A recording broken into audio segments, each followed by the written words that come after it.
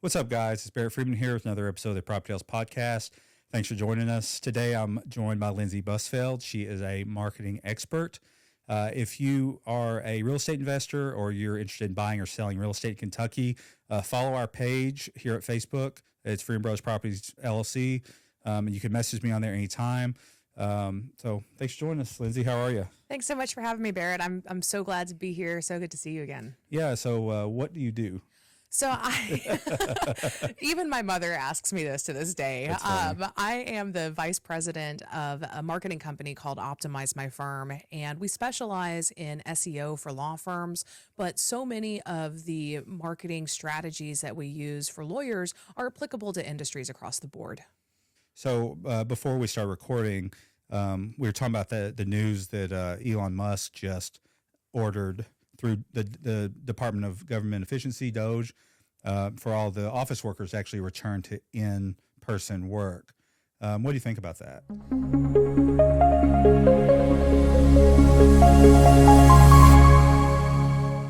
And I ask you because you're remote. I am. My company is 100% remote. And we find that for our industry in particular, we're able to source some of the best talent available. So I'm not, even though I'm based in Raleigh, I'm not limited to the talent that's available in Raleigh. So it's not just the best writers in Raleigh for SEO. It's not just the best web developers in Raleigh.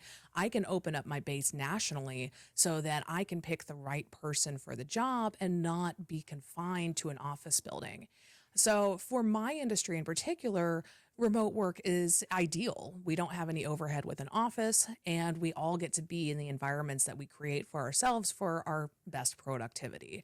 But that's not necessarily the case across the board for all industries.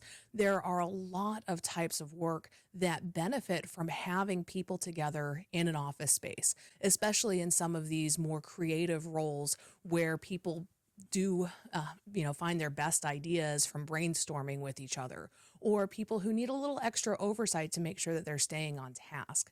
But for the flip side of that, in a lot of tech roles, there are people who are more introverted and need to have their own space where you don't have that Nancy who is knocking on your door trying to socialize half the day and driving you crazy. So it's a complicated issue. For federal government, I don't know the industry well enough to make a blanket statement saying that this is the right decision or the wrong decision, but it is practical in a lot of ways. What do you think? Let me preface. Anyone within our company that can do their work 100% the computer and phone, they're remote. That's how we do things. But we're a small organization. We're not 1.2 million federal workers, and right. I don't even know how many people he's ordered back to work. So I've never been inside such a complex, living organism. So obviously from an efficiency standpoint, it makes sense to work from home because like you said, you can have somebody working in California, but the job's based out of Florida, and that's ideal. Right. We've got workers in other countries that are remote. So our attitude is if you can do it in front of a computer, you can work from anywhere you want. So that being said, same with you. I guess I just don't have enough information. But your job is really complicated, and you're at home. It is complicated, and my job relies on my team, and my team is phenomenal. I have a team of writers who we brainstorm. We're on top of the news, and we make sure that if there are any emerging issues that are related to any of our clients, that we're covering those and making sure that we are keeping our clients, again, at that top of mind awareness for the people that they're serving. And that does require a lot of communication, but we have tools like Slack that keep us connected. Do you guys do any kind of retreats or in-person gatherings? We don't necessarily do whole team retreats. There are enough conferences and legal conventions every year that I try to, grab a few of my teammates to go out. Last year, we went to Ocean City, Maryland. I was speaking at the American Bar Association conference, teaching a CLE out there, and grabbed a couple of my team members to go with me. We went to Vegas and, brought a handful of my teammates out there and, to run the show and, obviously afterwards go out and have a good time. We did that exact same thing last week. We had a property convention in Vegas, and we took a manager that is on the sales side and not really related to what this convention was about, but we're like, it's a team building thing. Right. So, and we want some of our remote team members. We have a girl in El Salvador, we have a girl in Pakistan, we have a girl in Singapore. They've not had the chance to come out because of visa complications, but they're working on it. And I think this year we're actually going to meet them for the first time. Oh, that's so exciting. But they've been working for us for years, and we've never been in the same room. So, I mean, that's typical now in today's world, but it's still a weird concept to me. I guess we didn't land on. I guess on the Elon Musk thing, we just say we'll see how it goes. We'll see how it goes. Well, and if the government already owns these buildings, you may as well be using them. And it's not necessarily like in private offices where you can just repurpose the office, rent it out, sell it. I mean, if these buildings are already under your control, it's just a waste of space to not be using them. And so from that perspective alone, I can kind of understand from an efficiency, but it's not necessarily right across the board for all industries just because they're doing it within the federal government. I can't imagine it'd be easy to sell a building that's literally built to be government. No. What are you going to have in there? I'm sure that you could, though. A Dunkin' Donuts. That would be hilarious. I don't know. With the right property mindset, you can convert anything. And it'd be expensive. It would be very expensive. We've just moved away from those big renovations too. That's not what we're talking about today, but those big renovations, we can't keep a budget. We can't keep contractors on task. We just said if we can't buy a house and basically just clean it up and make money, we're not going to buy it anymore. Right. So, what I market for, obviously, is that we want investors that are looking for fixer-uppers, not investors to give us money to invest, but investors that need houses all the time. That because most investors have this big machine they need to be feeding, and they feed them with houses that need a lot of work. So the way that we're marketing to investors is obviously the podcast. We're on Facebook, Instagram, TikTok, and YouTube. And I'm doing the reels. I'm doing pictures. We do have billboards. You said you saw some as you came in. I did. Which was awesome. And beyond that, we did some radio. We've not done any TV yet for the real estate. What do you think is the most effective marketing for my needs? For your needs, it sounds like you are on top of all of the major strategies that are out there. And again, it comes back to this top of mind awareness where you want to be everywhere that your potential investors or your potential clients or whoever it is that you're going to be working with is going to find you. And whatever industry you're in, making sure that you are targeting the right people through the right channels is crucial. So, I talk to a lot of lawyers who are looking into social media and they're like, why isn't my social media working? Well, it's because nobody's going to social media to go find a lawyer. They're going to social media to look at videos and to look at pictures of like cute puppies and kitties and get into fights about politics. And those are the kinds of things that people are using that platform for. And one of the great reasons that you have success using social media is that people really like to look at pictures of houses. People are nosy. They want to see what's going on in other people's homes and kind of picture what their life might look like in that home. And the same thing for real estate investors. You know that anybody who is interested in investing in real estate loves looking at those pictures too. And I mean, I grew up in a family that loved to build houses, loved to go and just tour homes. And there's kind of a natural draw to that type of visual media. So I think that your approach, spending a lot of time and effort and money in social media, is a very smart way to go about that and to reach your target demographic. It is time consuming. Yes. Is there a trick to it not being so time consuming? Hire someone else to do it. I've tried, the people in our area that have tried to do it, they just can't stay on top of it because it's a monumental task. I spend 2 or 3 hours a day on social media. That's 7 days a week. Yeah. I do enjoy it. It's my baby though. Right. But if I ask some 20-year-old girl that knows social media inside and out, they're just not going to stay on top of the comments, the messages. It's just too much. And also they could never know everything that I know. Right. So even when we tried, we scripted, we everything, and they would just fall behind. The problem with remote team members that their only job is social media is Facebook limits what countries can post in America. And so maybe every country can post in America, but then maybe your page is not shadow banned, but the algorithm doesn't push it out like it should. Like we tried to connect my remote team member in Pakistan. Immediately, Facebook shut my page down, worried it was fraud, which I appreciated. But then we're like, no, everything's legit. They're like, well, she's not allowed to post a professional page in America.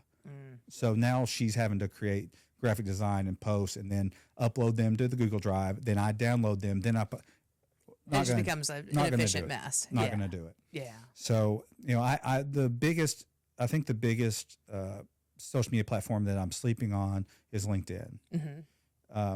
But I never use it personally, and I think that biases me. I mean, am I wrong? You're not wrong. LinkedIn is a great social media tool, but it is for professional networking. And personally, I don't spend a whole lot of time on LinkedIn unless I am looking to find somebody to fill a particular role with my company. I know a lot of lawyers who use it to keep professional relationships alive, for thought leadership articles. And that is something that is a worthwhile piece of time for some industries. But unless you're using it for thought leadership, it's not really worth a lot of time, money, investment to kind of throw yourself into there. However, I think I know what thought leadership is, but what does that mean? That's a really great question, because it's one of those buzzwords that I think I really hated about a decade ago, but I haven't found a great alternative for it. So thought leadership, in a nutshell, is creating content around a trending or innovative idea. So if you have a novel concept within real estate investment that you think would be beneficial for potential investors, for anybody who is looking to get into this industry, anything that you're doing that's new or different, creating a piece of content about it, whether it's an article or a video or a podcast, pushing something out there. So just kind of position yourself as an expert on a topic. Yeah, but it's not necessarily on a topic that has been done a million times over. So it's not going to be a topic of, here are the top 10 things that are working in 2025 for social media. It's going to be a brand new novel way of doing something. So that's kind of what I thought you were talking about. And I go back and forth on the information I put out there. Obviously, I'm treading well-worn ground with real estate. It's one of the oldest ways to make money and that known to man. I'm not doing anything that's not been done millions of times. But when I'm putting information out there, am I targeting people because I'm giving them a novel idea, or am I educating people? They've just never been exposed to this for the first time. So I've leaned toward talking to people that have never been exposed to these old ideas before. I think it's paying dividends, but I go back and forth on it weekly. Well, if you're targeting these new investors, giving them the 101 is absolutely what you should be doing and what you should be focusing on. Because if I had an interest in real estate development, I would need to know the basics of what I'm doing before I got into anything savvy or that was a little bit more risky. I would definitely want to know, okay, who is it that I need to talk to first? What is the process for this? What am I looking for an initial investment? What types of properties should I be investing in? What's going to have the best yield? All of these things before I get into anything really new. So I'm going to ask a question I don't know the answer to. Okay. Have you ever bought a house? Yes. Okay. Will you tell me about that experience? Yeah. I bought my first house in 2016. Okay. Did you go to Google or Probably on Google, or maybe I saw one of the real estate agent signs. It was through HPW Real Estate. And I'm shaking my head like I've heard of them. I've not heard of them. Yeah. I think it was a branch of Coldwell Banker, maybe. Oh, okay. Yeah. Well, I've heard of them, obviously. Yeah. So, and honestly, and this is a really big point for marketing, for business development, for anything, he was the first one to pick up the phone. And I cannot stress the importance of picking up the freaking phone, not having it go through a tree, but just having somebody there to answer. And whether it's in real estate or in law or anything else, people who are ready to act, whether it's to buy or sell a home or to file a case or to do anything, when they take the action to call, that means they're ready, and they're ready now, and they want to work with somebody who is ready to help. Yeah. Do you find this is what I assume is happening. They're like, okay, I'm solving this problem, and my problem is find somebody. So first person, I'm not going to leave a voicemail. I'm going to go next. Right. Yeah, and we live in such an age right now where how many phone calls do people really tend to make? And I mean, Barrett, I've probably talked to you on the phone more than anybody else in the past month, just because I don't make phone calls. It's just not how I communicate. And it's been like 3 phone calls. It has been 3 phone calls, and that's more than I've made to anybody else. A lot of emails, but yeah. But like, I think I talk to my grandmother on the phone 3 times a month. So it's me, your grandmother. It's you and my grandmother. I'll take it. But I mean, people mostly text and they send emails. So when somebody does actually pick up the phone, that means that they're ready to act now. Yeah, I mean, that's my assumption. So the way we handle this is we've got a company number ending in 9093, but then you get a menu that says press 1 for rentals, press 2 for sales. Are we hurting ourselves a little bit? You are. Because that's an easy fix. It's an easy fix. So because whoever's going to pick up the phone is going to know whether it's a rental or a sale. So have somebody triage that for you. Also, people are pressing 2 because they know that a manager will pick up. Because the rentals, it goes to a call center, very scripted. If they ask a weird question or need something specific, they're not going to be helped. But we get 150 calls a day. We have to do it that way for the rentals. Sales, we're not getting 150 calls a day. We're lucky we get 1 call a day.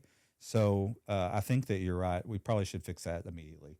I would. And again, people who are taking the initiative to call are needing a response now. The reason we don't do it is because of the rental calls. They're going to call the sales line, and then all of a sudden my sales manager or agents that are answering the phone calls, they're going to get the 20, 30 calls, people asking, what do you have for rent?